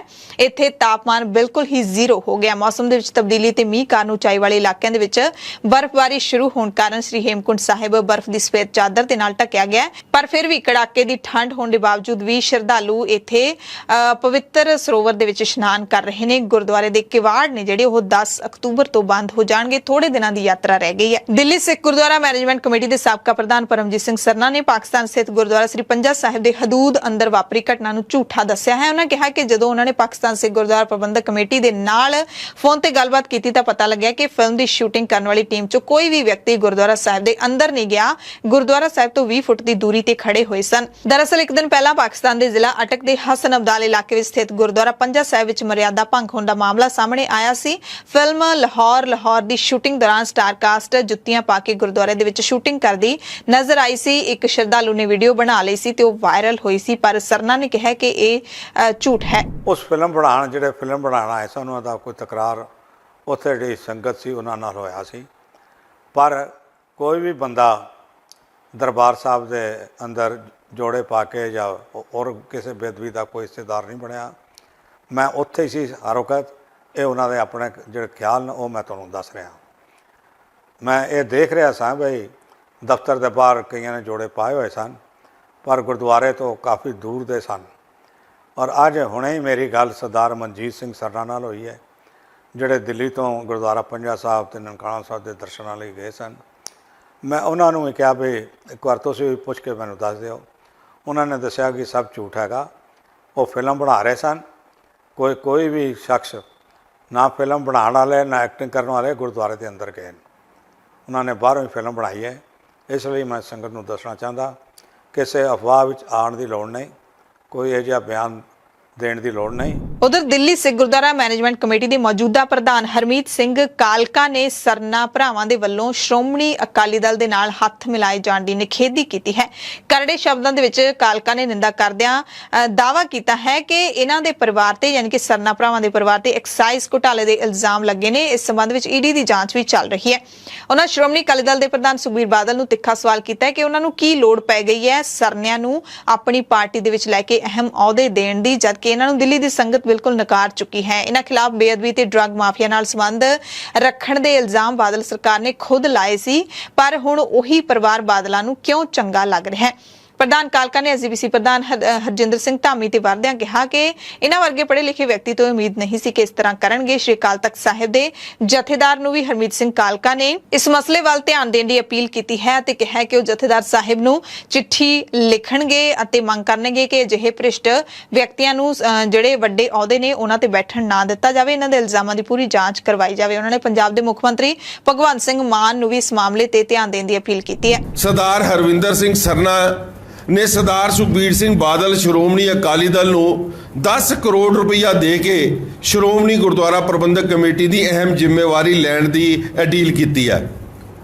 ਅੱਜ ਜਿਸ ਤਰੀਕੇ ਦੇ ਨਾਲ ਈਡੀ ਦੀਆਂ ਇਹਨਾਂ ਦੇ ਘਰਾਂ ਦੇ ਵਿੱਚ ਰੇਡਾਂ ਹੋ ਰਹੀ ਹੈ, ਇਹਨਾਂ ਦੇ ਪਰਿਵਾਰਾਂ ਦੀ ਵਿੱਚ ਹੋ ਰਹੀ ਹੈ, ਤੁਸੀਂ ਜਾ ਕੇ, ਮੈਂ ਇੰਜ ਨਹੀਂ ਕਹਿ ਰਿਹਾ, ਇਹ ਤੁਸੀਂ ਜਾ ਕੇ ਪਤਾ ਕਰਾ ਸਕਦੇ ਹੋ ਸੀਬੀਆਈ ਦੇ ਦਫ਼ਤਰ ਵਿੱਚ ਕਿ ਇਹਦੇ ਪਰਿਵਾਰ ਦੇ, ਇਹਨਾਂ ਦੀ ਬੇਟੀ ਖਾਸ ਤੌਰ ਤੇ ਔਰ ਇਹਨਾਂ ਦਾ ਬੇਟਾ ਜਿਹੜੇ ਰੋਜ਼ ਹਾਜ਼ਰੀਆਂ ਭਰ ਰਹੇ ਨੇ ਈਡੀ ਦੇ ਦਫ਼ਤਰਾਂ 'ਚ, ਇਹ ਅਰੈਸਟ ਹੋਣ ਤੋਂ ਬਚ ਨਹੀਂ ਸਕਦੇ ਕਿਉਂਕਿ ਦਿੱਲੀ ਦੇ ਵਿੱਚ ਜਿਹੜਾ ਐਕਸਾਈਜ਼ ਦਾ ਗਫਲਾ ਹੋਇਆ, ਬਹੁਤ ਵੱਡੀ ਇਨਵੋਲਵਮੈਂਟ ਇਹਨਾਂ ਦੀ ਉਹਦੇ ਵਿੱਚ ਹੈ। ਵਿਵਾਦਾਂ ਦੇ ਵਿੱਚ ਘਿਰੇ ਹੋਏ ਤਖ਼ਤ ਸ੍ਰੀ ਪਟਨਾ ਸਾਹਿਬ ਦੇ ਸਾਬਕਾ ਜਥੇਦਾਰ ਗਿਆਨੀ ਰਣਜੀਤ ਸਿੰਘ ਨੇ ਡਾਕਟਰ ਗੁਰਵਿੰਦਰ ਸਿੰਘ ਸਮਰਾ ਦੀ ਡਾਕਟਰੀ ਡਿਗਰੀ ਨੂੰ ਜਾਲੀ ਦੱਸਦਿਆਂ ਪੰਜਾਬ ਮੈਡੀਕਲ ਐਸੋਸੀਏਸ਼ਨ ਨੂੰ ਇਸ ਡਿਗਰੀ ਦੀ ਜਾਂਚ ਕਰਨ ਦੀ ਮੰਗ ਕੀਤੀ ਹੈ। ਜਥੇਦਾਰ ਨੇ ਕਿਹਾ ਕਿ ਡਾਕਟਰ ਸਮਰਾ ਦੇ ਵੱਲੋਂ ਸੋਸ਼ਲ ਮੀਡੀਆ ਤੇ ਮੇਰੇ ਉੱਤੇ ਝੂਠੇ ਇਲਜ਼ਾਮ ਲਾ ਕੇ ਮੇਰੀ ਸ਼ਾਖ ਨੂੰ ਬਹੁਤ ਢਾਹ ਲਾਈ ਹੈ। ਇਹਨਾਂ ਦੇ ਵੱਲੋਂ 5 ਪਿਆਰਿਆਂ ਨੂੰ ਵਰਗਲਾ ਕੇ ਸਾਰਾ ਕੁਝ ਕੀਤਾ ਗਿਆ ਹੈ। ਜਥੇਦਾਰ ਨੇ ਦੱਸਿਆ ਕਿ ਇਹਨਾਂ 5 ਪਿਆਰਿਆਂ ਨੇ ਹੀ ਪਿਛਲੇ ਸਮੇਂ ਦੇ ਵਿੱਚ ਗੁਰਮੀਤ ਰਾਮ ਰਹੀਮ ਦੇ ਪੱਖ ਵਿੱਚ ਹੁਕਮਨਾਮਾ ਜਾਰੀ ਕੀਤਾ ਸੀ ਤੇ ਹੁਣ ਮੇਰੇ ਖਿਲਾਫ ਇੱਕ ਪਾਸੜ ਫੈਸਲਾ ਸੁਣਾ ਦਿੱਤਾ ਹੈ। ਮੇਰਾ ਪੱਖ ਹੀ ਨਹੀਂ ਸੁਣਿਆ ਗਿਆ। ਜਥੇਦਾਰ ਗਿਆਨੀ ਰਣਜੀਤ ਸਿੰਘ ਨੇ ਚੰਡੀਗੜ੍ਹ ਪ੍ਰੈਸ ਕਲੱਬ ਦੇ ਵਿੱਚ ਪ੍ਰੈਸ ਕਾਨਫਰੰਸ ਕਰਕੇ ਆਪਣੇ ਤੇ ਲੱਗੇ ਸਾਰੇ ਇਲਜ਼ਾਮਾਂ ਨੂੰ ਨਕਾਰਦਿਆਂ ਆਪਣਾ ਪੱਖ ਪੇਸ਼ ਕੀਤਾ। ਤਖ਼ਤ ਸ੍ਰੀ ਹਰਿਮੰਦਰ ਜੀ ਪਟਨਾ ਸਾਹਿਬ ਵਿਖੇ ਅਖੌਤੀ ਡਾਕਟਰ ਗੁਰਵਿੰਦਰ ਸਿੰਘ ਸਮਰੇ ਨੇ ਜੋ ਸਾਜੋ ਸਮਾਨ ਸੋਨੇ ਦਾ ਕਹਿ ਕੇ ਨਕਲੀ ਉੱਥੇ ਭੇਟ ਕੀਤਾ, ਉਸ ਦੀ ਜਾਂਚ ਤੋਂ ਬਾਅਦ ਜਦ ਕਮੇਟੀ ਨੇ ਜਾਂਚ ਪੜਤਾਲ ਕਰਵਾਈ ਤਾਂ ਉਹ ਸਮਾਨ ਨਕਲੀ ਪਾਇਆ ਗਿਆ। ਜਿਸ ਦਿਨ ਤੋਂ ਉਸ ਦਾ ਸਮਾਨ ਨਕਲੀ ਸਾਰਿਆਂ ਨੂੰ ਪਤਾ ਲੱਗ ਗਿਆ, ਉਸ ਦਿਨ ਤੋਂ ਉਸਨੇ ਸਾਡੇ ਖਿਲਾਫ